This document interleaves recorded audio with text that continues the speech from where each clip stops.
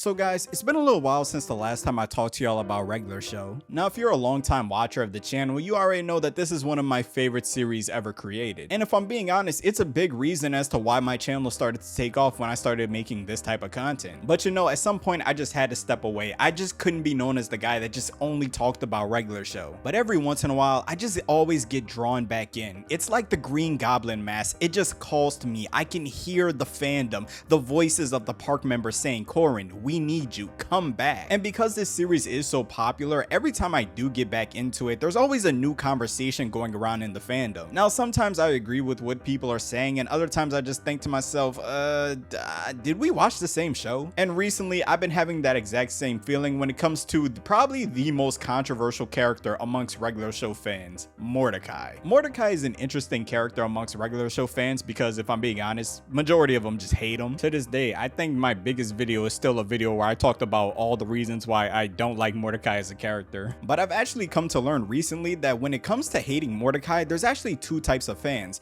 There are the fans like me that just don't like his character, don't like the way he moves, and just don't like him overall. And then there's also another type of fan that hates him for all the same reasons, but instead of blaming Mordecai, they actually blame other characters in the series for how Mordecai ends up. Basically, the idea that Mordecai was dealt a bad hand by certain characters in the show, and because of that bad hand, it made him a loser. Well, as a longtime fan, I'm here to tell you no, Mordecai has always been a loser, and he has no one to blame but himself. But before we get into that special public announcement, so a lot of times I'll get messages from you guys in email saying things like, "Hey Corin, can you talk about this show? What are your thoughts on this show? Can you discuss this?" And sometimes, depending on what it is, I can make a video on it, but sometimes I just can't. So I decided to start up a reaction channel. This way I'll be able to go over any videos, topics, or just any TV shows in general that y'all want to see me go over and give my live thoughts. The first two videos are up right now, and I'll link the channel in the description. So if you're interested, please consider checking it out, sending a reaction suggestion, or maybe even subscribing. But alright, enough with the self promo. Let's get back into the video. Okay, so what made me want to make this video is that I was actually scrolling on TikTok and I came across this really interesting video where this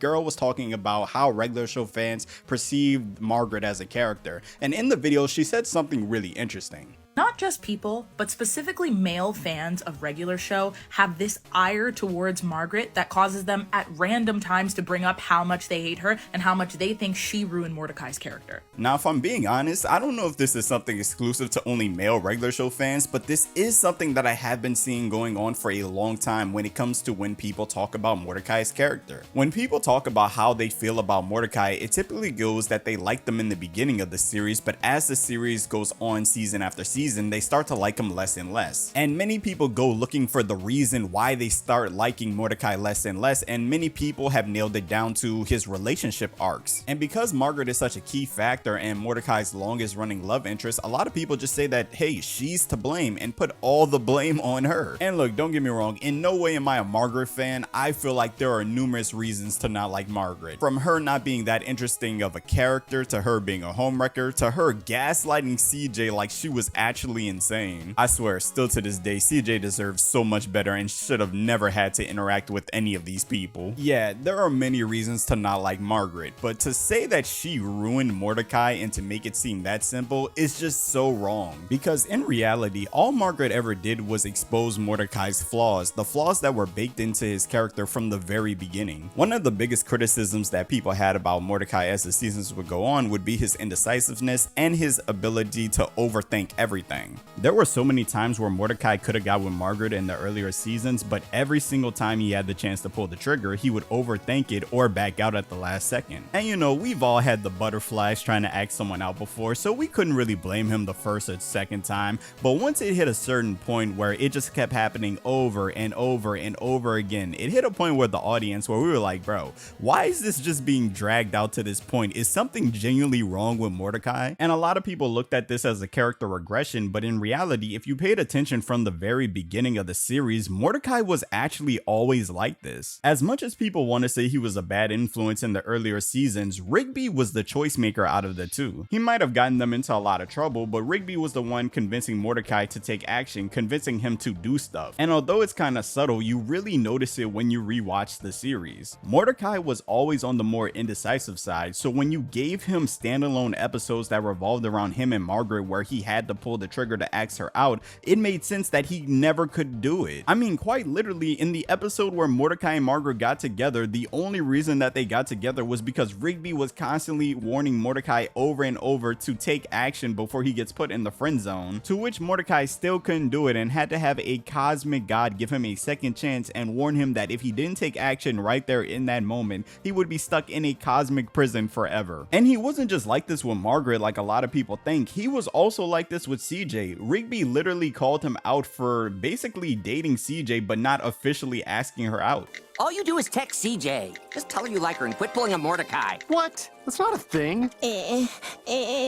I'm Mordecai. I never make a move, and I don't know what to do with my hands. You've been doing this for years. Now, another thing a lot of people tend to criticize Mordecai about is that as the later seasons would come, it would seem like he would become a lot more selfish and immature. In a lot of episodes where Margaret was a factor, it would become very clear that Mordecai would lie, manipulate, and just seem very unlikable. One of my favorite examples of this is Dumped at the Altar, where Mordecai quite literally hijacks Muscle Man's wedding and makes it literally about him and how he needs to find his true love, which to this day I still never understood how Muscle Man and Starla, to be fair, never beat up Mordecai for this. A lot of people look at moments like this and say, well, Mordecai didn't act like this in the earlier seasons and it's only in these Margaret episodes does he seem so bad, so it must be Margaret that's the problem. But in reality, this is just another situation where Mordecai was always like this from the beginning and people just didn't notice. All we have to do is look at how he treated Rigby in the earlier seasons. In the episode Death Punchies, it's shown that anytime Mordecai and Rigby disagree on something, Mordecai makes them play punchy so that he can get his way. He does this because he knows he's physically stronger than Rigby and that Rigby will never be able to beat him. And on top of that, he also takes joy in beating up Rigby a little bit. There's also episodes like Caffeine Concert Tickets where Mordecai guilt trips Rigby to keep drinking coffee even though he's clearly burnt out. And he frames it in a way that Rigby would be a bad friend if he doesn't help Mordecai out in this, saying that they have to do it together, which ultimately they do get the tickets, but because they're so burnt out, they just fall asleep during the concert. As much as people want to say that Rigby was a bad friend in the earlier seasons, Mordecai was also a bad friend. He would constantly manipulate or force Rigby into doing things that he didn't want to do, but Rigby was so much of a chaotic force and, if I'm being honest, not very likable in the earlier seasons that it was easy to look over. But when Mordecai showed the same tendencies of being a bad person in the later seasons, it's not that his character regressed or that he got worse, it just showed who he always was, which ultimately leads me to the main reason why I think so many people stopped liking Mordecai as the seasons went on. And that's because his character never really progressed in a significant way. Throughout the entire video, I've been comparing the later season Mordecai to his earlier version to show that standing around Rigby,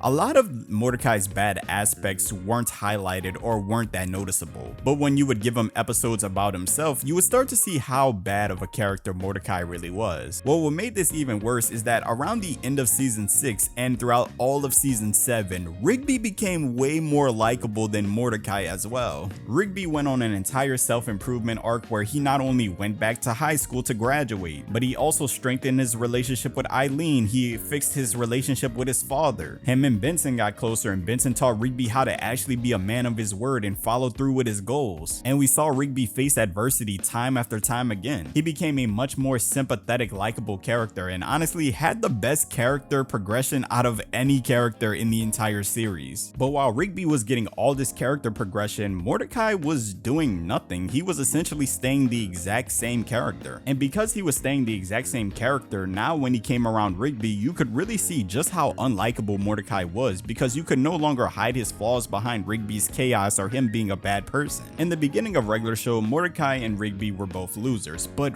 Rigby was always more of a loser than Mordecai. But somewhere along the way, Rigby grew from being that loser, but Mordecai just didn't. For a majority of the series, he stayed the exact same character. I mean, he literally admits it himself in the episode Rigby's Graduation Day Special. Despite what many people may believe, nobody ruined Mordecai's character. Not Margaret, not Rigby, not any other character in the series, and his character never got worse. He is just a classic example of a character that never really grew, never really got any significant character development, and became unlikable by default because every other character in his series became so much more likable. Which is honestly honestly one of the very few things that I dislike about regular show, because I always wondered what Mordecai's character could have been if they didn't focus so much on the relationship aspects. For example, we know that Mordecai was an artist, he went to art school and dropped out, but at the end of the series he went back to art school, graduated, and became an artist. That would have been so interesting to have arcs like that with Mordecai where we actually got to see him be an artist, or honestly anything else, because after about 5 seasons I was so tired with seeing this guy deal with anything regarding relationships.